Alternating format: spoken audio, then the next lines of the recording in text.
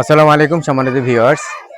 আজকে আমরা রেগুলার যেই কাজটা করি তারই ধারাবাহিকতায় আজকে আমরা চলে এসেছি কাচিসের। কাচিসের আমার খুব ক্লোজ ফ্রেন্ড, তার একটা প্রতিষ্ঠান, সেখান থেকেও কিছু বৃত্তি প্রতি বছরই আসে। আজকে তার সাথে আলাপ করব। তো প্রথমেই জানতে চাই পুরো নামটা কি? জি, আমার নাম বশির আহমদ সরকার। আচ্ছা বশির, আমরা যেটুকু জানি স্কুলে তুমি আমাদের সাথে যখন পড়তে তখনও তুমি টপ 10-এর মধ্যে ছিলে, 2 রোল নম্বর ছিল। তো এই যে ভালো ছাত্র ছিলে তখনও, তো তারপর থেকে দীর্ঘদিন চাকরি করা, চাকরির পরে পেনশনে এসে তারপরে আবার এই যে শিক্ষার সাথে জড়ানো, এর উদ্দেশ্য কি ছিল? আসলে আমার যখন ছাত্র এসএসসি পরীক্ষা দিই, পরীক্ষা দেওয়ার পরপরই আমি ছাত্র পড়ানো শুরু করি।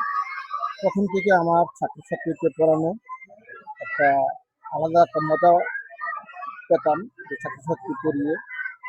আর দ্বিতীয়ত কথা, আমার এলাকায় যে কাচিসার